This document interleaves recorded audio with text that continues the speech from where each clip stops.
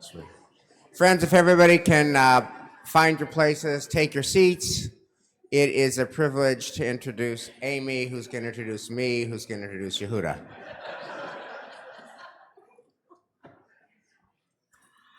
Good evening. I'm Amy Klein, a lay leader here at Temple Emmanuel, a board member of the Shalom Hartman Institute. How's that? Brian.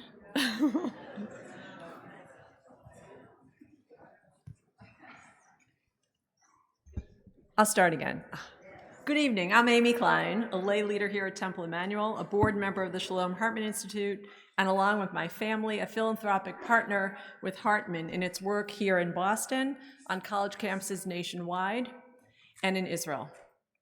It's my privilege to welcome all of you to Temple Emmanuel tonight, where we have been partnering with Hartman for over a decade to help our community better understand the topics shaping modern Jewish life and our Jewish future, and to help us make sense of what's happening in Israel.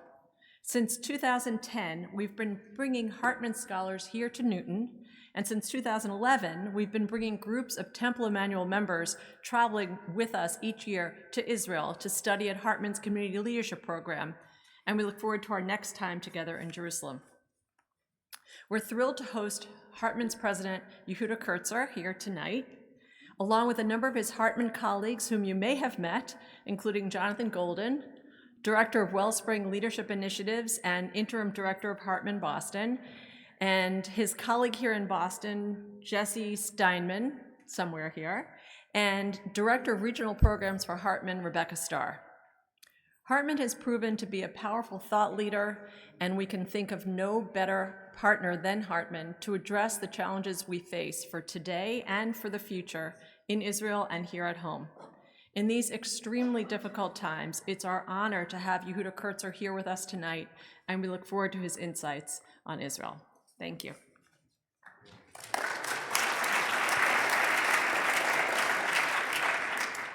I'll be real quick. Yehuda, we really need you.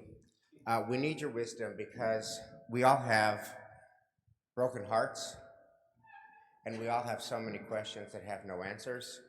Just as a point of departure, I was listening to Daniel and Yossi Klein Halevi's podcast, Israel at War, yesterday about the mood. It was entitled The Mood.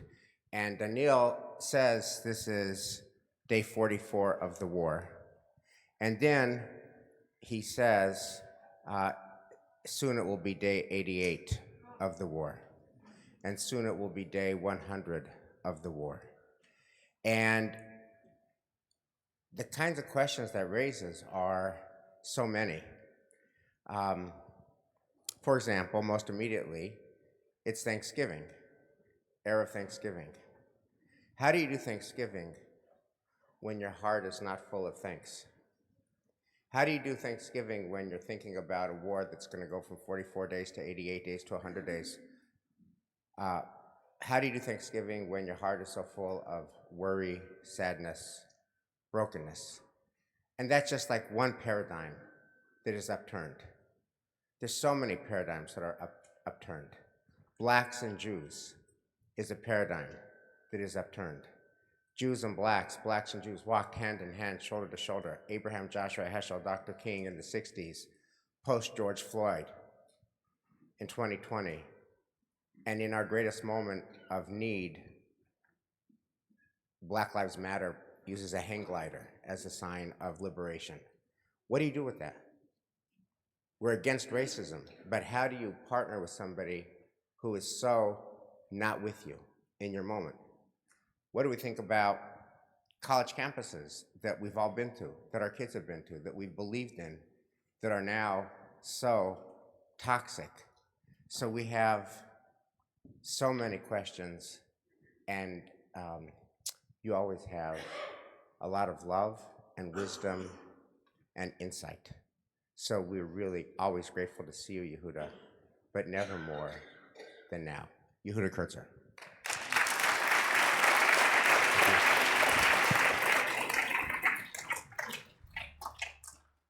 That's Jesse, by the way.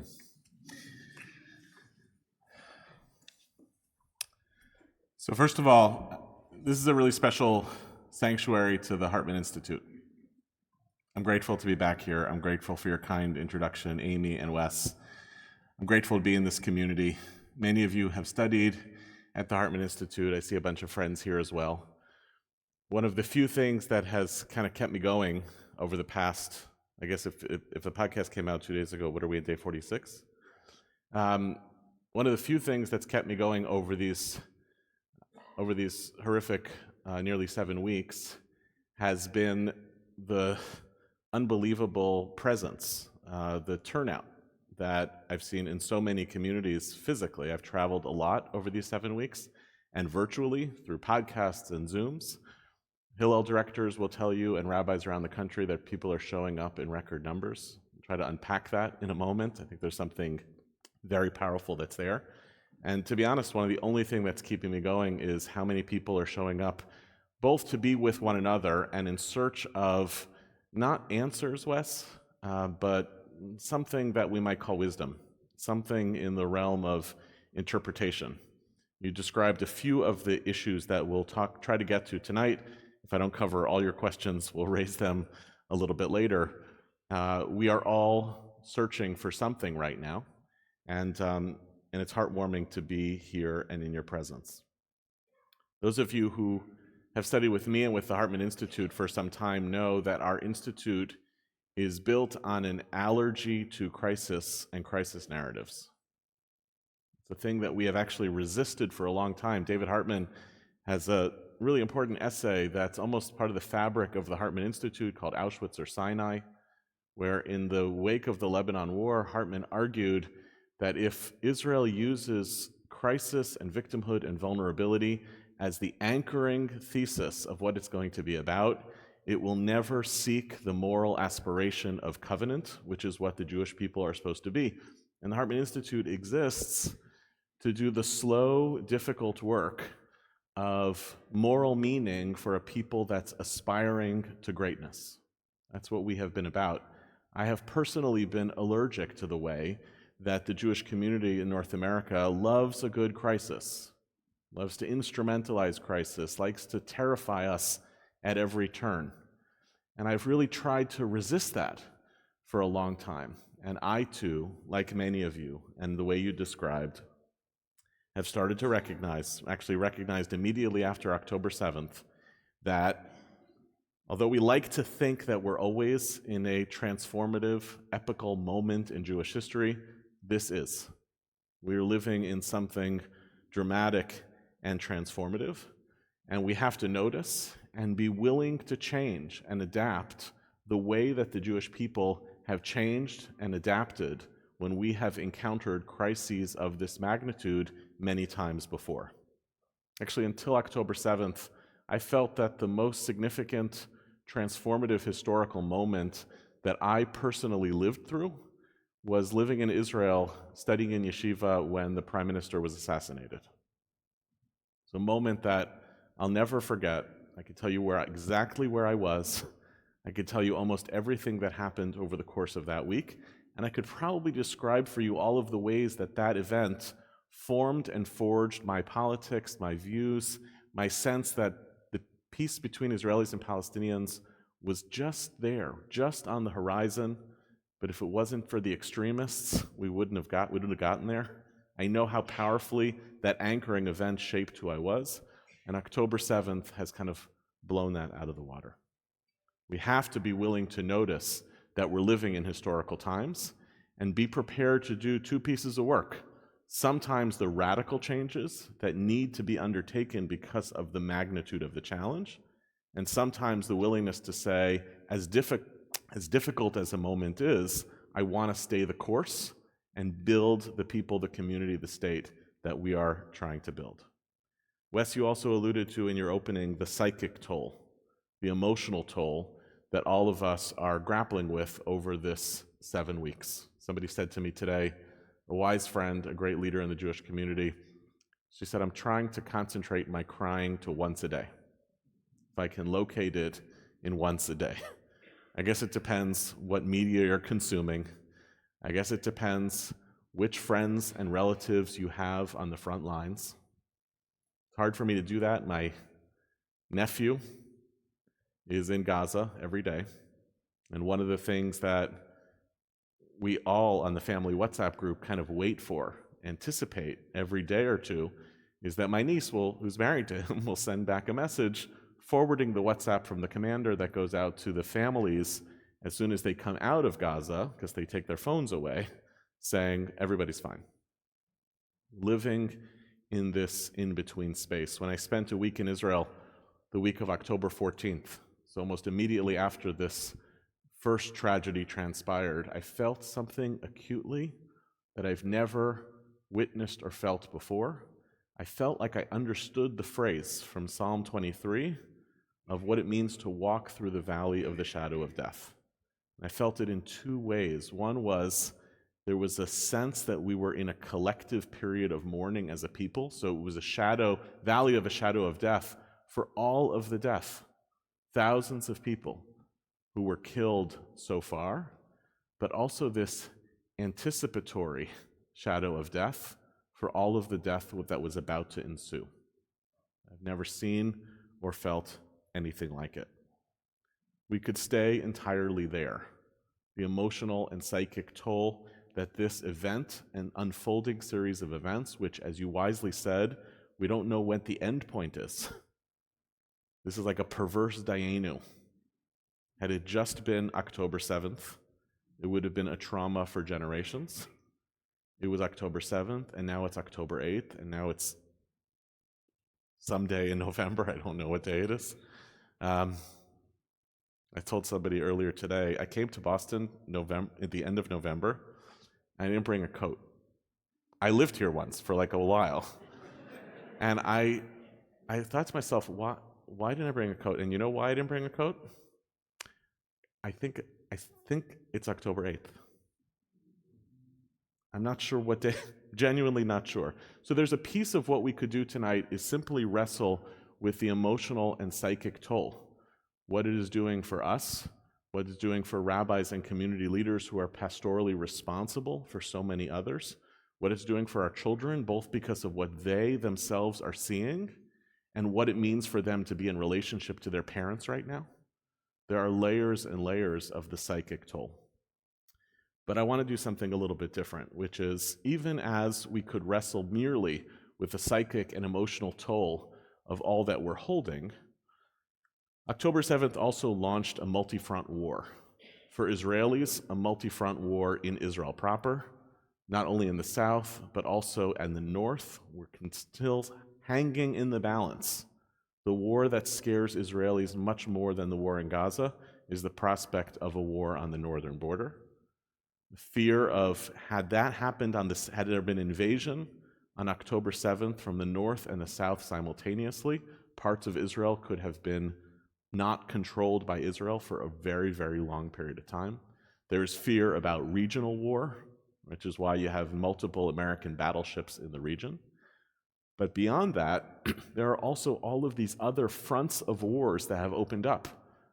Anti-Semitism here in America and around the world, a shifting ideological climate, a battle of ideas taking place on social media. These are other ideological battles. And maybe even one of the most dangerous fronts of the war is Israel's war against its demons. When you have ministers in the government using terminology about what they want to do to Palestinians that actually the state of Israel doesn't believe is part of its war effort, they are directly undermining the moral integrity of the war effort. That is a battle against its demons. And one of the major questions is, which are the wars that Israel must win, and which are the wars that it might not, and we shouldn't spend as much of our attention on? I'm not convinced, for instance, that the Instagram war is winnable. And since it's not winnable, we might have to build different tools of responding to that challenge, which are about resilience and resistance, rather than thinking it's the equivalent war that actually is winnable, much like the wars that Israel has to win, namely in the north and the south and against its demons. Because there is a multi-front war, what I've been trying to do for the last few weeks is build something of a moral map, I'm not a military strategist. I want to build for us a kind of moral map to identify the various areas that we as the Jewish community are going to be called on and that are challenging us at every turn to think about and wrestle with as we form our views, our opinions, and even our politics. I want to be clear. When I say a moral map that we turn to help form our politics, I want to resist the impulse that what we are supposed to do right now at every turn is have perfectly formed political positions on every aspect of this war. As I'll unpack, I'm not sure that that's possible, and as a result, I'm not sure it's ethical. What we do have to do is figure out how to be Jews right now, how to take the riches of our tradition, the power of our moral vocabulary, and give ourselves categories and language to wrestle with a number of difficult challenges that are in front of us. Tonight, I'm going to name 4: peoplehood, sovereignty, democracy, and power. The first challenge, the first stop on a moral map, is the peoplehood question. If you've come to Hartman lectures over the years, you know this has worried us at the Hartman Institute for a long time. Are American Jews and Israeli Jews going to walk away from each other? We worried about all of the ways that American Jewry was growing distant from Israel and in conflict with one another about Israel. And October 7th was an extraordinary test. When the Jewish people were experiencing this kind of trauma, would it awaken the muscle memory of solidarity? Would we know what to do? Would we respond the way that Jews have responded when other Jews have been in crisis throughout history? Or would we respond the way that 21st century Jews do around Israel, which is tentatively and with a sense of distance? Would all of the things that have been building up, like the plaque on Jewish peoplehood, language, distance, politics, all of the distance stuff, would it get in the way of our capacity to show up with classical Jewish solidarity? And the American Jewish community did something remarkable. It reawakened that muscle memory and showed up with a kind of solidarity with the Jewish people and with Israel that I think we haven't seen in decades. I would not have been able to predict it. You could look at all of the indexes. You know that in 1947, when the federation system decided that it needed to raise the money to essentially create the social fabric of the state of Israel, the federation system raised what are the equivalent of $1.5 billion in that campaign. They did it through an old federation trick, which is they told people it was a one-time ask. The following year, they went back and raised $2 billion. On October 7th, or October 8th rather, the federation system here announced it was going to raise $500 million. Hard to imagine a month ago that a campaign like that would have been plausible. Within 2 weeks, they sailed past the $500 million number and are now verging closer to, I don't know what the latest number is, probably $800 million. That doesn't take into account the money raised by friends of the IDF.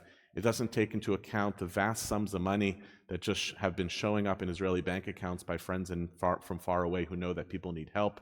It doesn't account for the amount of money that went into putting socks into duffel bags and sending them with someone you know. The total economy of how American Jews have shown up with a display of solidarity has got to be already well over $1 billion. The American Jewish community managed to put together a rally that echoed with and perhaps exceeded the numbers, though we don't really know how many people were there, echoed and exceeded the numbers of the 1987 Soviet Jewry rally in Washington, which is long talked about as the kind of high watermark of when American Jews showed up with something of a shared solidarity. Israeli society pivoted overnight from being at its most divided self on October 6th to perhaps the most united it has been since the Yom Kippur War. Unpack what that actually means, what it is and what it isn't later on. And American Jews have kind of seen that and mirrored it. I interviewed early in the war on the podcast a friend of mine named Effie Shoham, who most of the time is a historian of medieval Judaism. For the last 10 months, he has spent his time mobilizing the anti-judicial reform protests in Israel. And overnight, he took the same infrastructure that was mobilizing against the government and turned it into the infrastructure to support the 250,000 Israeli refugees from the south and the north who were displaced from their homes. He didn't become suddenly a loyalist to the government. He simply enacted behaviors of solidarity that seemed to be baked in epigenetically to our DNA that many of us thought we wouldn't be able to enact and that we've managed to do. I have been worried since that has started to happen of when it was going to start to erode. Is that solidarity instinct going to go away? I felt a little bit like the last month has been something like the Jewish establishment strikes back, returning with a vengeance. When we need to do things like raise money or build rallies, it turns out that those same institutions that many people have been skeptical of for decades still knew exactly what to do, managed to tamp down a tremendous amount of infighting and create an infrastructure where a lot of people could show up across distance. Daniel Hartman has a phrase that he uses in talking about that kind of core identity of Zion American Jews in the late 20th century, which we call the troubled committed. Troubled committed are those folks who they're going to be with the state of Israel and the Jewish people, but they have a lot of questions, legitimate questions about occupation and democracy. And we felt like that was our core audience for a long time, and we noticed over the past decade or two, it was becoming a shrinking part of the population. In a period of polarization, the rise of the right and of the left, and I kind of think like the troubled committed made a comeback since October 7th. The number of people who say, at the end of the day, I am going to throw my lot in with the Jewish people.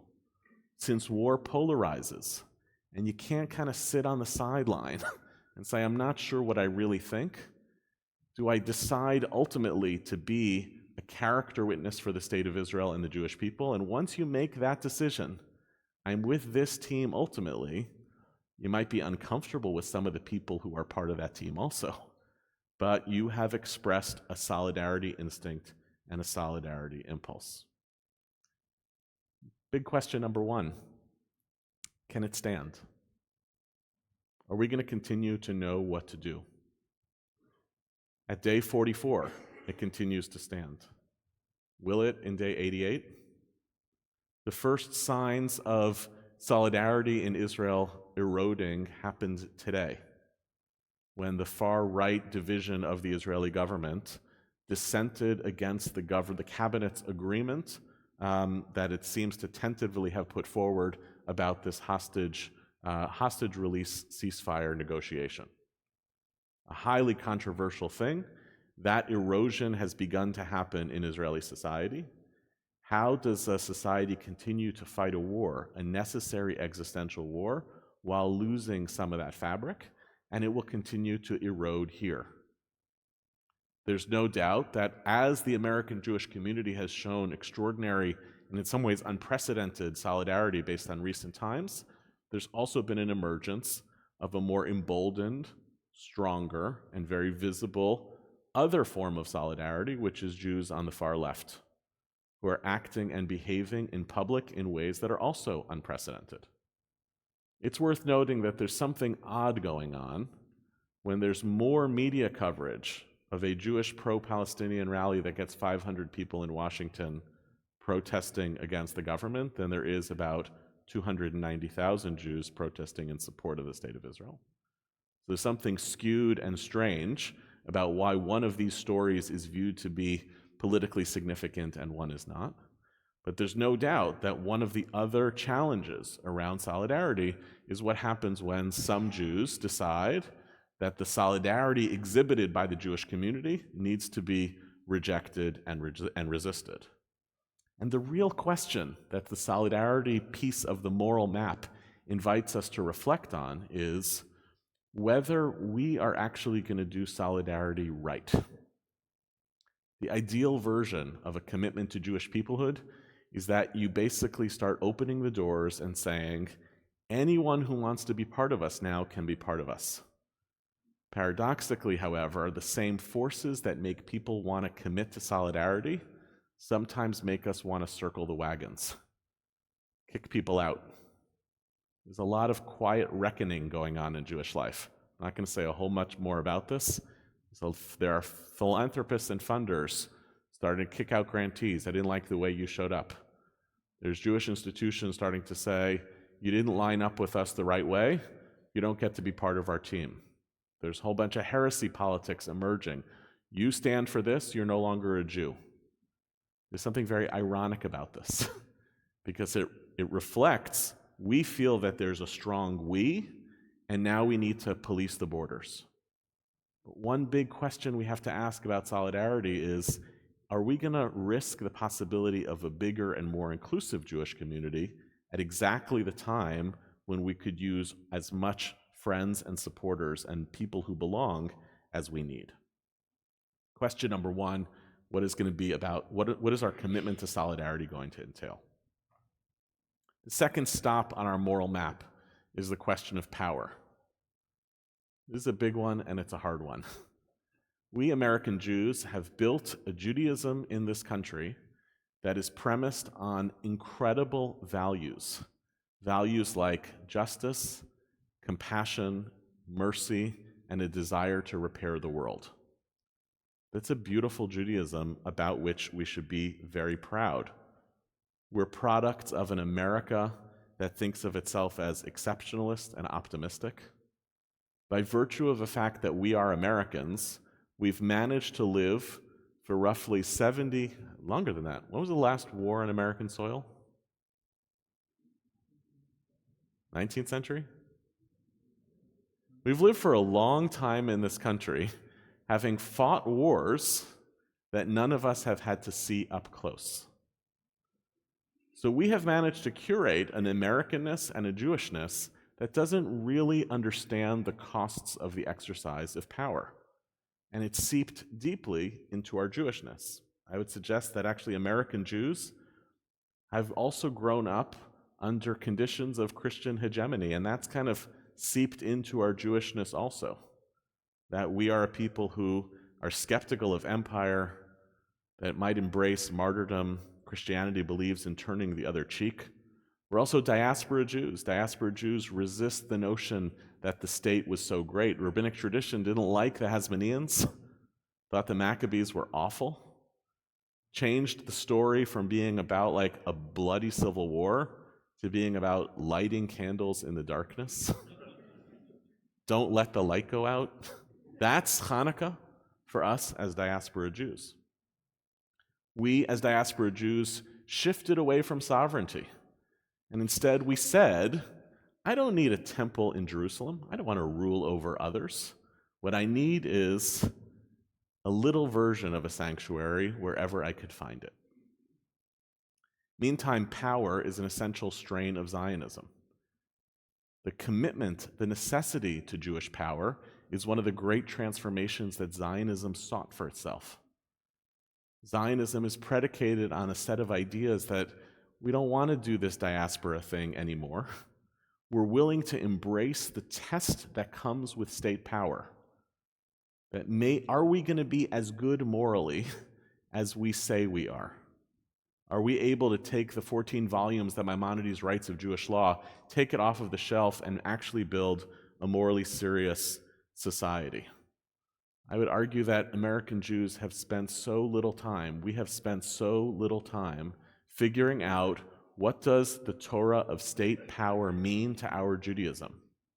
Part of the instinct why so many Jews, not the majority, but a noisy minority, gravitate towards a Torah of peace right now is because it makes it easier to resolve the cognitive dissonance between what a nation-state actually has to do in order to fight its enemies and what we consider to be our essential Jewish values.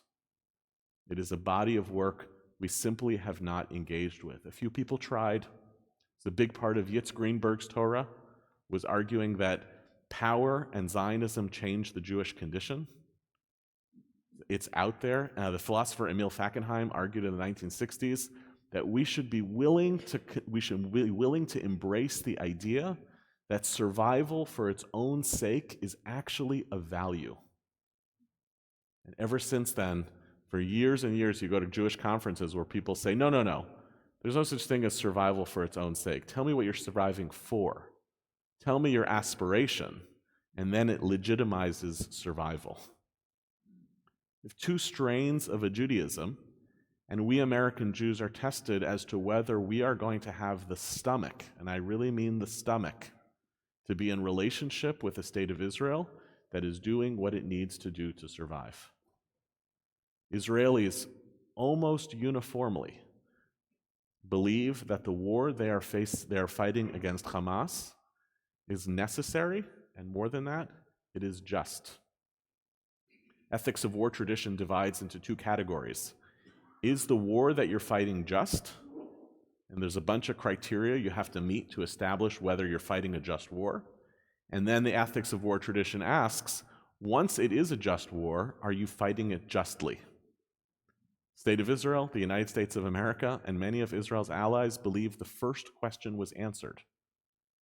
To those who are skeptical about whether there can be any such thing as a just war, those folks went out to the street immediately calling for a ceasefire. I worried in that first week, are we going to be comfortable getting behind Israel's ability to fight a just war? Are we going to be comfortable knowing that the rise in civilian casualties, which are a tragedy and an inevitability, is part of what happens as a consequence of fighting a just war? Are we going to know how to concentrate our critique, if necessary, not on whether Israel should be fighting this war, but on if and when it fails at fighting this war justly? Are we going to be able to do that in a media climate that offers us no information to make that evaluation? Worse, it offers us negative information. The hubris of the social media world in which we live makes us believe that we actually see everything and therefore are capable of forming opinions instantly. We believe like we're there. I saw it, now this is what I think. But the whole ethics of war tradition teaches that there's actually this thing called fog of war. It's real. The information about what we're seeing is not going to be dispositive. In fact, we're not going to know about whether Israel committed war crimes until well after the fact. I'm not saying that it can't. I'm not saying it won't.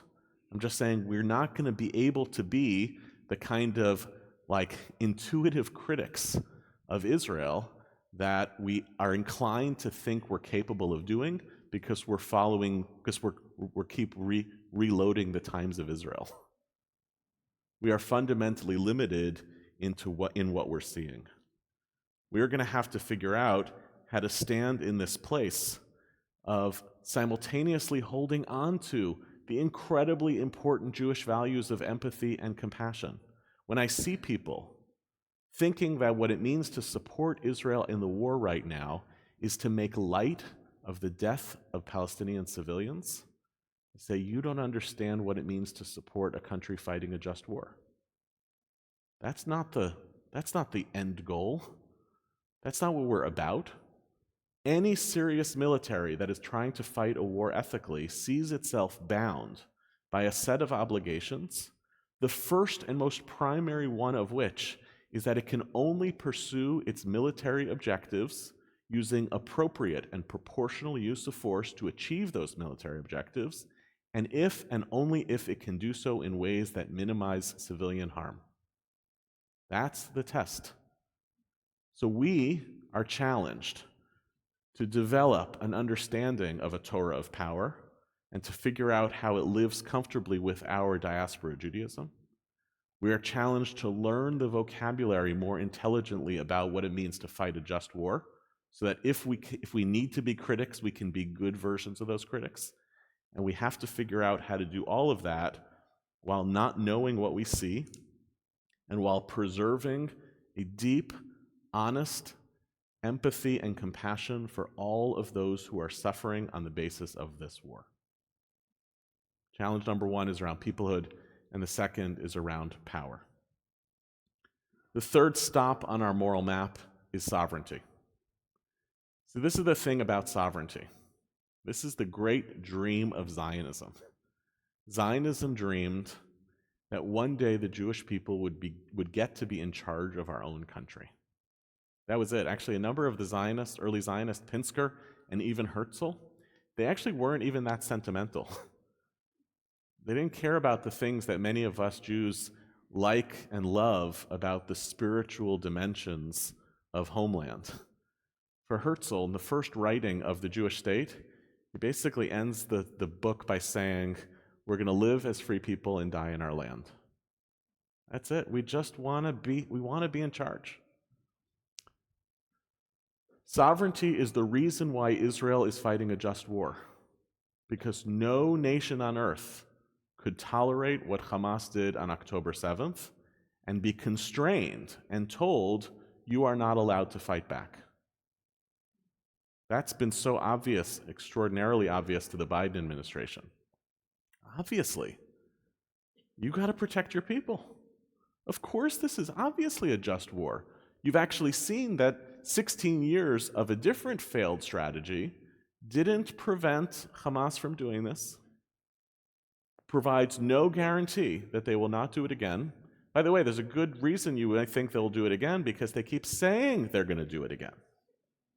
Right? And you have a lot of data that a continued allowing of Hamas, whether even through a 5-day ceasefire or a 16-year pause in hostilities, interrupted by some wars in between, will simply allow for a reloading. That's what sovereignty allows you to do. It allows you to say, I have borders, and I'm responsible to protect my people.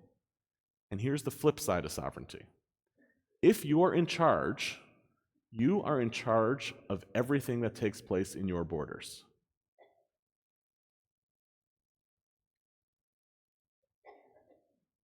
The state of Israel is fighting a just war against Hamas in Gaza.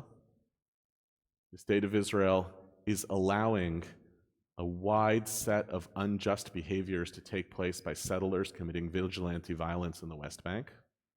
The state of Israel is turning a blind eye to a campaign of demonization and persecution of its own Palestinian citizens within its borders. All of these are composites under what it means to be sovereign. The same rights you have to fight the enemies that you have to defeat obligate you to care for the people under your care. Those two things travel together. It undermines terribly the case of Israel's war against Hamas when bad actors turn it into a war against the Palestinian people, and when worse actors turn this into a war between Jews and Muslims. Those are nightmarish conditions which not only exacerbate the degree of the hostility, but undermine the very legitimacy of the cause itself. Solidarity, power, and sovereignty. And finally, democracy, the fourth stop on our map. If I was speaking here on October 5th, that's all we would talk about. The state of Israel was experiencing a massive crucible, a test of whether its articulation of itself as a Jewish and democratic state would fully hold. Saw 10 months of massive protests where 65% of Israelis at one point or another engaged in those protests, participated in they don't agree on it. 65% of Israelis don't agree if it's raining. Joined together to say, I like this part of the judicial reform, I don't like that part of the judicial reform, but I don't like the way that this is being conducted. And we at Hartman were actually really excited about this, not because of a particular opinion about judicial reform, because we felt that for the first time in a generation, Israelis are talking about democracy. For the first time in a generation, you could say the phrase human rights, and you weren't tossed aside as a leftist. That was just part of the public discourse and the public conversation. October 7th happens, and it does not solve the question of democratic tensions in Israel. It's lowered, in some cases, some of these issues down to a simmer, but let's not mistake solidarity for alignment. If Israelis were angry at their government before October 6th, They are way angry at their government after October 6th, because not only is this now the government that was presiding over a direct assault on the judiciary system, but it is a government that committed the worst intelligence failures since the Yom Kippur War. A government that is held together by some basic scotch tape. I mean, that's what's holding it together. A government that had to excise the extremists from its cabinet in order to fight a war. It's powerful to notice how significant that was when Bibi recognized that in order to actually prosecute this war correctly, he needed to bring in the opposition and create a special war cabinet that didn't include the members of his own cabinet. There's a real recognition of weakness, frailty, and a total understanding that there are going to be significant political consequences on the other end. Meanwhile, in the midst of war, there are also risks to democracy. Happened in this country, it happens every time countries fight, is that they try to figure out where's the place for freedom of expression and civil rights in the fighting of a war. And even Aharon Barak, who's held up as the great kind of lion of civil rights and human rights in Israel, writes in 2002, following in the middle of the Second Intifada, he writes, "Human rights are not a prescription for a society to commit suicide." When you're fighting terror, you have to be willing to make some sacrifices when it comes to the preservation of human rights and civil rights. That's how a democracy has to stand. But this is really fragile right now. We watching this have to notice how powerfully fragile it is, and to not, as supporters of Israel, mistake solidarity with Israelis with necessarily support for the government. I'm not sure that even Israelis want that from us. Meanwhile, democracy questions are now part of what it means for us as American Jews to be caught up in this story and in this war as well. We American Jews thrived through the middle of the 20th century until the present on the basis of our Jewish commitments to liberal democracy. I would argue that the strongest tools available to American Jews to help fight against anti-Semitism was through the institutions and infrastructure of democracy. We invested in things like a free and fair media, strong government institutions, and the biggest liberal bastion that was great for American Jewish thriving, which was the university.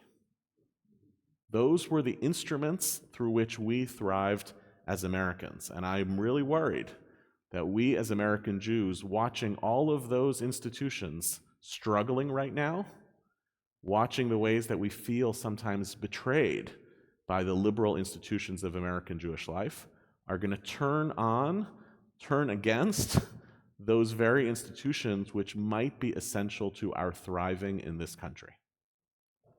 In the midst of a moment like this, a solidarity instinct with fellow Jews might lead to a turning away from the kind of culture of allyship and relationship building that's actually been vital to American Jewish safety all along. We might make some really grievous mistakes rooted in our grief and rooted in our fear that don't allow us to really engage with the core commitment that we care about. 4 sites on a moral map. What does it mean for us to really hold on to a sense of solidarity and try to use this moment as inclusively as possible? What does it mean to wrestle with and reckon with the meanings of Jewish power? Can we really come up with a terminology and a vocabulary that is coherent, intelligible to our children, speaks a moral language to them that says Judaism sometimes also fights wars? It doesn't mean we're not compassionate. It doesn't mean we don't care about peace. In fact, the Jewish tradition, there's nothing we pray for more than peace. But as Amos Oz writes, Amos Oz, you're not going to find, Amos Oz, no right-winger. Amos Oz in 2014 says, the great mistake that oftentimes happens in the West is believing that the worst kind of thing that a society can deal with is war. He says, no, the worst thing is aggression. And the only way that you defeat aggression sometimes is with aggression, and you try to do that in the pursuit of peace. That's what Amos Oz says. Amos Oz started that interview with a German newspaper in 2014. This was during the Gaza war. German interviewer sits down across from him and says, about to start the interview, Amos Oz says, "Can I start the interview?" The journalist is taken aback. What are you going to do? Amos Oz says, "Let me pose a hypothetical question to you. Let's say you're sitting in your apartment and somebody opens fire into your apartment from the apartment across the way. But inside their apartment is a kindergarten. What would you do?" The reporter doesn't say anything. Amos Oz says, "Okay, let's start the interview." So this is what we're talking about. Can I articulate a theory of Jewish power that challenges our values of being a people that pursues peace and compassion, but also lives within a real world in which the questions that we're navigating are essential for the safety and survival of the state of Israel? Peoplehood, power, sovereignty. Will Israel take responsibility for the bad actors within its midst who are doing the kinds of things right now that are undermining the legitimacy and integrity of the war effort? And here, and last, is this question of democracy. Will we be able to build a resilient and robust democracy there and here as not like a distraction from what we're dealing with, but as a means of actually responding in the largest possible sense to the existential challenges that the Jewish people have? There are political ramifications to all of these, and I'm happy to talk about them in the Q&A. What does this mean for allyship for American Jews?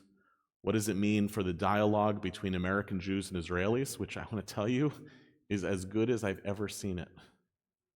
When I went to Israel, I'm sitting with people who are dealing with a spouse or a partner who's at war, or dealing with the fact that the whole, like people do meal trains, the whole country is a meal train. They're doing an immense amount to support one another, and people would say to me, "But are you guys okay? What is going on over there?" So there's a powerful curiosity that emerges right now out of the same set of questions. So there's a lot here. I offer this moral map because I want you to feel as burdened by the complexity of what it means to be a Jew right now as I do. That's what we are supposed to do. This is supposed to feel impossible. That's why I've been so incredibly skeptical. I want other people to be skeptical too, of bad slogans, of insistences that what defines us as a community is if we put this sign outside of the shul or that sign outside of the shul.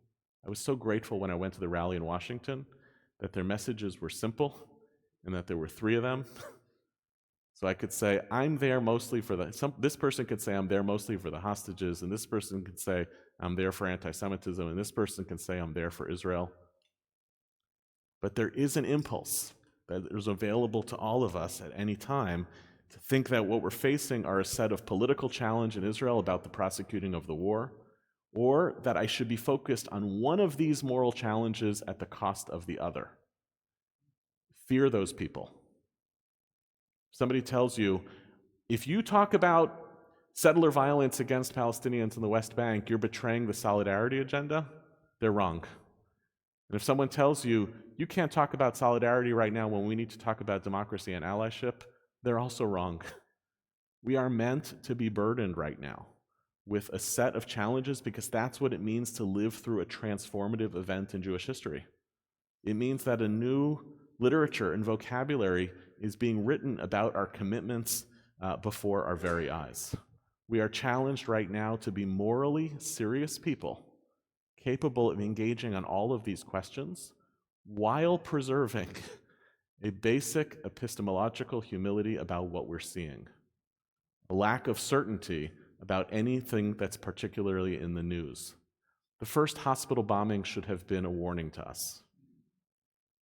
If you read the news, looks like Israel bombed a hospital.